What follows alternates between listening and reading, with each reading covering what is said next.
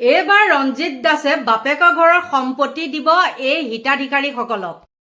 এইবাৰ যদি আপোনালোকে বিজেপিক ভোট নিদিয়ে তেন্তে হলে আঁচনি পোৱা লোকসকললৈ আহিব এক ভয়ংকৰ বিপদ। নমস্কাৰ, নতুন এটা ভিডিঅ'লৈ আপোনালোকক স্বাগতম জনাইছো, লগতে জনাইছো সুপ্ৰভাত। আৰু এই পুৱাই পুৱাই আপোনালোকক দিবলৈ লৈছো এটা সুন্দৰ খবৰ, আৰু সেই সুন্দৰ খবৰটো দিছে কোনেনে? ৰঞ্জিত দাসে। আৰু ৰঞ্জিত দাসক আপোনালোকে হয়তো সকলোৱে চিনি পায়। আৰু এইজনে আজি অলপ দিন হৈছে তেওঁ বেঙেনা, বিলাহী, ভেন্দি কেইটামান, মুঠতে ভেন্দি আকৌ তিয়হ এইকেইটা দেখা নাই। আৰু নেদেখাৰ পিছত তেওঁ ভুমুককে ওলাইছেহি, ওলাই লৈ পেলাই তেওঁ দিলে এইটো খবৰ যে এইবাৰ যদি বিজেপিক ভোট নিদিয়ে তেন্তে হলে যিসকলে আঁচনি পাই আছে তেওঁলোকৰ আঁচনি বোলে বাতিল কৰা হ'ব। আৰু এই কথাখিনি কৈছে সেই ৰঞ্জিত দাস বোলাটোৱে। এতিয়া মই কওঁ সেই ৰঞ্জিত দাসনো হয় কোন, তেওঁ কেনেকৈ মানুহৰ মাজলৈ আহিলে? নিশ্চয় যিসকলক আঁচনি দিছে সেইসকলে ভোট দিয়াৰ বিনিময়তে তেওঁক এতিয়া ৰঞ্জিত দাস বুলি চিনি পাইছে, হয় নে নহয়? আৰু তেওঁ যে ক'লে বাতিল কৰা হ'ব, তেওঁ বাপেকৰ ঘৰৰ পৰা দিছিলে নেকি, নে তেওঁ নিজৰ পকেটৰ সম্পত্তি দি পেলাই মানুহখিনিক আঁচনি দিছে? এইবিলাক ফটুৱা মাৰ্কা কথা কিছুমান যে কয়, সেইকাৰণে আচলতে মুখ্যমন্ত্ৰীয়ে এনেকুৱা কৰে জানেনে নাই? উপায় নোহোৱা হৈছে মুখ্যমন্ত্ৰীৰো। কাৰণ কিয়, তেওঁলোকৰ বিধায়কৰ মাজত দেখিছে নহয়, একেবাৰে হেমাংগ ঠাকুৰীয়াৰ পৰা আদি কৰি কিমান কি যে মুখ্যমন্ত্ৰীয়ে মিলাবলগীয়া হৈছে। আৰু এই জাবৰা সোপাৰ কি কয়, গু সোপা ওপৰত জাবৰ সোপা দি পেলাই মামায়ে থাপি থুপি ৰাখি থৈ দিছে সেই ইলেকশ্যনলৈকে। আকৌ 5 বছৰ পালে মামাই আকৌ মিলাব পৰা অংক, তেনেকুৱা ধৰণৰ। আৰু আচলতে লাজ পাব লাগে। আৰু এইখিনিতে একে ক্ষমা কৰিব দেই, বহুত দিনৰ মূৰত আপোনালোকৰ ওচৰত মামা বুলি কৈছে নহয় নে আমাৰ মুখ্যমন্ত্ৰী দেই, নহ'লে আপোনালোকে মোক একেবাৰে খাই দিয়ে নহয়, একে কলিজা খাই দিয়ে। ৰাম, কিয় মামা ক'ব, হয় নে নহয়? চৰি, মুখ্যমন্ত্ৰী আৰু দেই। কিন্তু এই ৰঞ্জিত দাস বোলাটোৰ কথা কৈছোঁ, এইজন আপোনালোকে জানে মাজে মাজে এইজন বিতৰ্কৰ মাজত সোমাই থাকে। তেওঁ মই যে ক'লোঁ যে বাপেকৰ সম্পত্তি দিয়ে নেকি, তেওঁ পকেটৰ সম্পত্তি দিয়ে নেকি? দিয়ে জানো কওকচোন?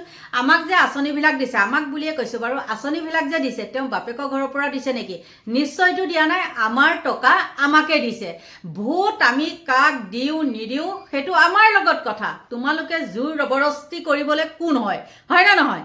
আমাৰ নিজৰ বিবেকেৰে ভোট দিম। সদায় সদায় তোমালোকৰ কথা মতে আমি উদ্ভৱ কৰা মানুহ বুলি ভাবিছা যদি একেবাৰে ভুল ভাবিছা। ভাবিব পাৰে কিছুমান আঁচনি পোৱা মানুহ আছে, তেওঁলোকে বহুত মানুহ এতিয়াও আছে নাজানে, আৰু তেওঁলোকে ভাবে কি এই চৰকাৰখনে দিছে, এই চৰকাৰৰ পৰাই দিছে, কিন্তু আমাৰ টকা আমাকে দিছে। আৰু মুখ্যমন্ত্ৰীয়ে তেওঁ যে ক'লে যে বাতিল কৰা হ'ব, কিন্তু মুখ্যমন্ত্ৰীয়ে সেইটো কাম কেতিয়াও নকৰে। কিয় নকৰে? তেওঁ বাৰম্বাৰ চিঞৰি চিঞৰি কৈ আছে যে মিটিঙলৈ অহা মানুহো পাব বা ঘৰত থকা মানুহেও পাব। বহু মানুহ হয়তো মিটিঙলৈ নাযাবও পাৰে, কাৰণ তেওঁলোকৰ ঘৰত অসুবিধা হ'ব পাৰে। আৰু এইখিনিতে মই এটা কথা কওঁ, মোৰ ঘৰলৈকে 2-3 গৰাকীমান মানুহ আহি থাকে। তেওঁলোক ডেইলি কাম কৰিবলৈ যায়, আৰু ডেইলি কাম কৰিবলৈ যোৱাৰ সময়ত এনেকুৱা কিছুমান সেই অৰুণোদয় দিয়াৰ হেৰিত দেই, মই কৈছোঁ আৰু কথাটো যে মিটিঙত যাব লাগে বা কোনোবা আহিব, কোনোবা কিবা মিটিঙত যাব লাগে। যদি তেনেকুৱা মানুহ মিটিঙত যাব লাগে তেন্তে হ'লে তেওঁলোকে আগতীয়াকৈ ক'ব লাগিব, যিহেতু তেওঁলোক মিস্ত্ৰীৰ লগত কাম কৰাত বা দিন হাজিৰাত যোৱা মানুহ, হয় নে নহয়? সেই দিন হাজিৰাত যোৱা মানুহখিনি আপোনালোকে দিব 200-250 টকা বা 1200 টকা অৰুণোদয় মাহৰ মূৰত দিব। আৰু তথাপিও কিছুমানে আকৌ 1 মাহ পায়, আকৌ 2 মাহ 3 মাহ নোপোৱা হয়, তেনেকুৱা মানুহ আছে। কিন্তু সেই মানুহগৰাকীয়ে মোক এতিয়া ক'লে, এই ভিডিঅ'টোৰ দ্বাৰাই মই কৈছোঁ, আৰু মানুহগৰাকীয়ে ক'লে চাওকচোন বাইদেউ, মই কামলৈ যাওঁ, মই হাজিৰা পাওঁ 700 টকা, কিন্তু মই তাত দিনটো যদি মই বহি থাকোঁগৈ তেন্তে হ'লে মোৰ কিমান লোকচান হয় কওকচোন?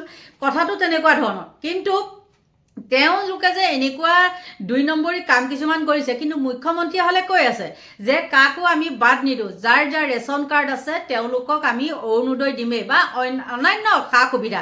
কিন্তু এইজন আকৌ ওপৰতে জাপ মাৰি পেলাই আহি ক'লে যে আমি বাতিল কৰি দিম। আৰু এনেকুৱাকৈ চাগে একদম পচন্দকৈ গালত দিব মুখ্যমন্ত্ৰীয়ে নহয়, হাতেৰে নিদিলেও মুখেৰে কিন্তু এইবিলাক আলটু ফালটু আল আৰু বাল, আমাৰ অসমীয়া শব্দত কয় আল আৰু বাল, এইবিলাক শব্দ ব্যৱহাৰ কৰিবলগীয়া হৈছে এনেকুৱা অদ্ভুত ধৰণৰ কথা কোৱাৰ কাৰণে।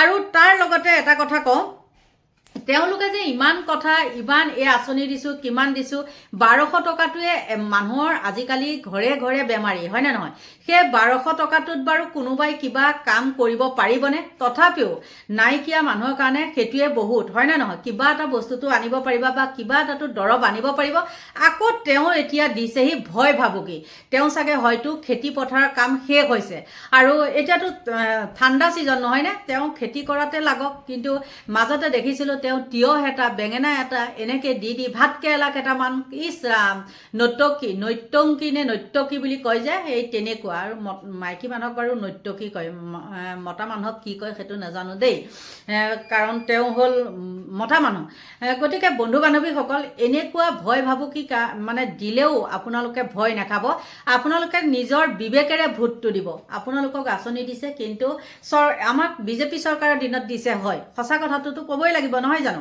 যিটো সঁচা সেইটো আপোনালোকে ভাবি গুণি চাব যাক ভোট দিয়ে সেইটো আপোনালোকৰ কথা আপোনালোকৰ সুবিধা অনুযায়ী কাৰোবাৰ মানে যাব পাৰে মিটিঙত যাব আৰু কাৰোবাৰ যাব নোৱাৰে ঘৰত অসুবিধা বা বেমাৰী মানুহ তেনেকুৱা হ'লে সেই মানুহখিনি কেনেকৈ যাব সেইটোতো তেওঁলোকে বিচাৰ কৰিব লাগিব তাকে বিচাৰ নকৰি এইজন আকৌ ভুচুং বহুতো ওলালেহি আহি পেলাই বোলে এইবাৰ যদি বিজেপিক ভোট নিদিয়ে তেন্তে হ'লে মানে কি কৰিব আঁচনিসমূহ কৰ্তন কৰিব কাৰণ তেওঁ বাপেকৰ ঘৰৰ পৰা দিয়া তেওঁ 14 পুৰুষৰ সাধ্য আছেনে তেনেকৈ এতিয়া যিসকল মানুহক যে আঁচনি দিছে তেওঁ 14 পুৰুষৰ দম হ'ব তেওঁ গাঁৱৰ মানুহখিনিকে তেনেকৈ কওকচোন বোলে এইবাৰ মুখ্যমন্ত্ৰীয়ে দিব নালাগে আমাৰ চৰকাৰৰ ফালৰ পৰা দিব নালাগে এইবাৰ গাঁৱৰ মানুহখিনিক আঁচনিখিনি মই দিম ক'ব পাৰিব দাঁত আছে সিমানখিনি গতিকে বন্ধু বান্ধৱীসকল এনেকুৱা ফটুৱা মাৰ্কা কথাৰ পৰা সদায় আপোনালোক বিৰত থাকিব আৰু সদায় আপোনালোকৰ নিজৰ সুবিধা অনুযায়ীহে আপোনালোকে মেলে মিটিঙে বা কাৰোবাক ভোট দিয়ে কিবা দিয়ে আপোনালোকৰ সেইটো নিজৰ কথা আপোনালোকৰ নিজৰ বিবেক চলাই পেলাই ভোট দিব